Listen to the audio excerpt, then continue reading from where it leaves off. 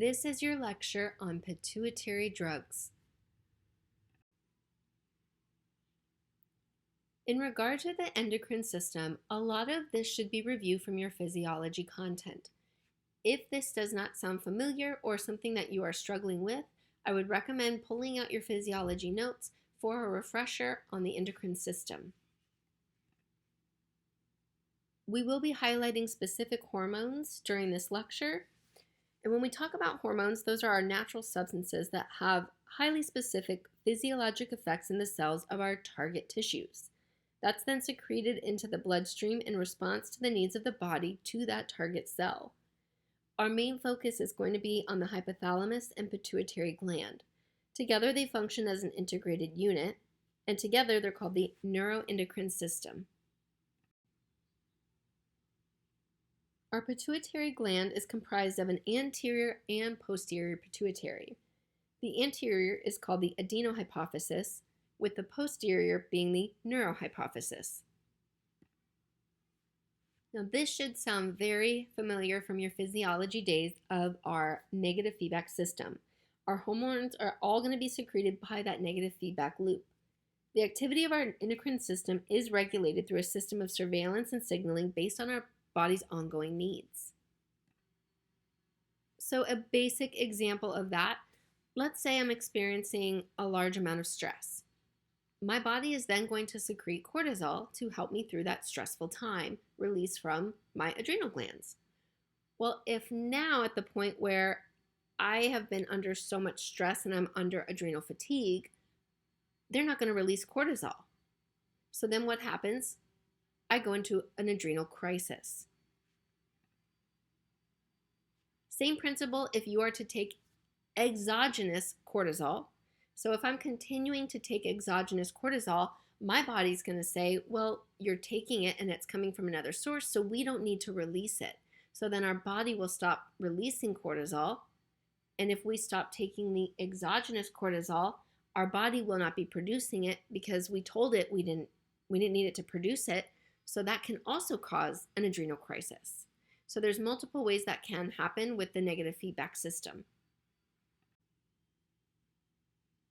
The first drug we are discussing is octreotide or sandostatin. This drug is used for the management of carcinoid tumors and esophageal varices. A carcinoid tumor is a very slow-growing type of cancer, and it's called carcinoid because of that slow growing, and you can have it for many years and not even know that you have it. Esophageal varices are enlarged veins that occur in the esophagus. They happen most commonly to patients with very severe liver disease, and they can be very, very problematic if they open and start bleeding. That could be possibly fatal. Octreotide can cause hyperglycemia, so we do need to monitor our blood sugar very closely, especially in our patients with diabetes. Contraindications is that it can impair our gallbladder function, and we need to be careful with our patients with renal impairment. It is a pregnancy category B, and this medication cannot be given PO. It's only administered subcutaneous, intramuscular, or intravenous. We most commonly will give these to our patients with esophageal varices or a GI bleed. I do see that commonly as an off-label use, and typically not intramuscular. It's most commonly as an IV infusion or a subcutaneous injection. But I do see this drug pretty commonly given in the acute care setting. Somatropin is a synthetic drug mimicking growth hormone.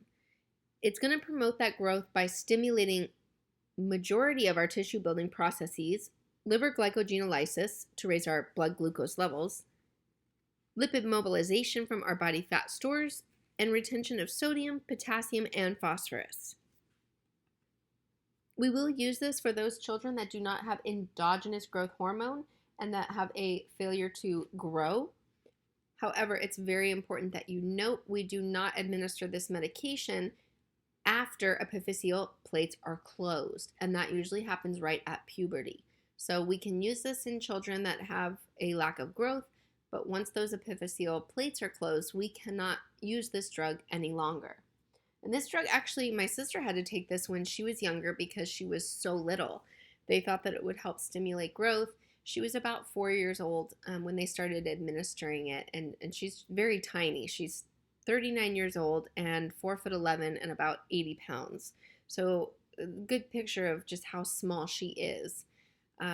It didn't work for her, and it wasn't effective in promoting more growth, but it is something that is possibly used to stimulate growth for children.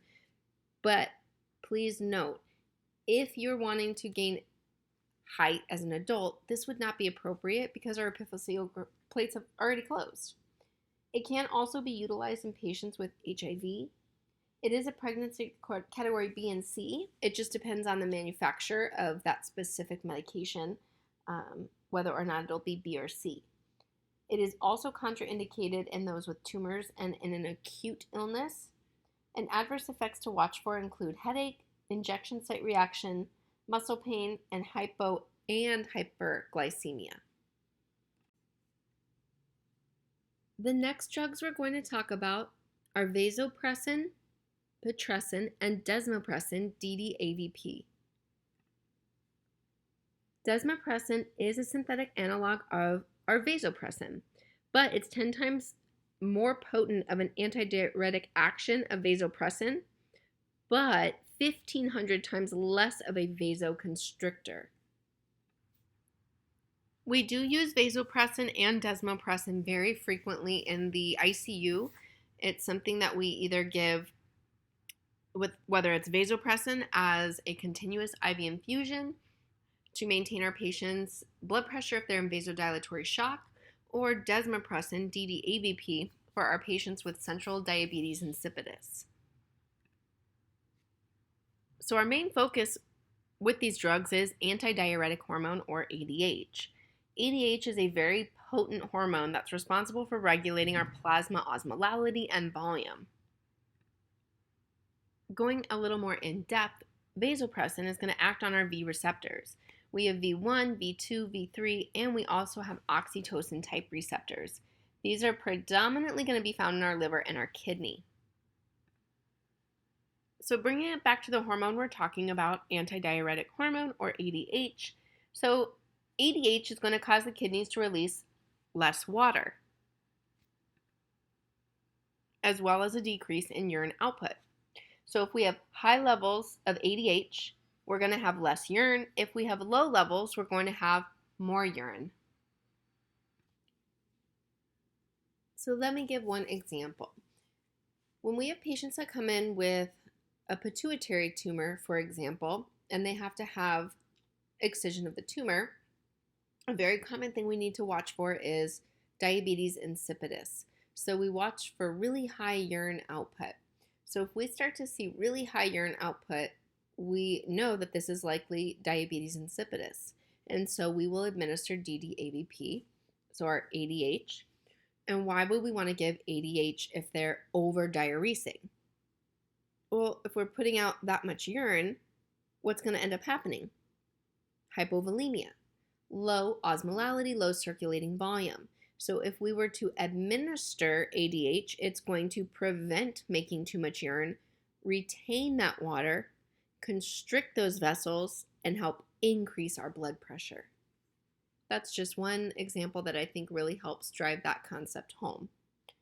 With these medications, we have to be very cautious in those with seizure disorders, asthma, cardiovascular and renal disease, and this is a pregnancy category C.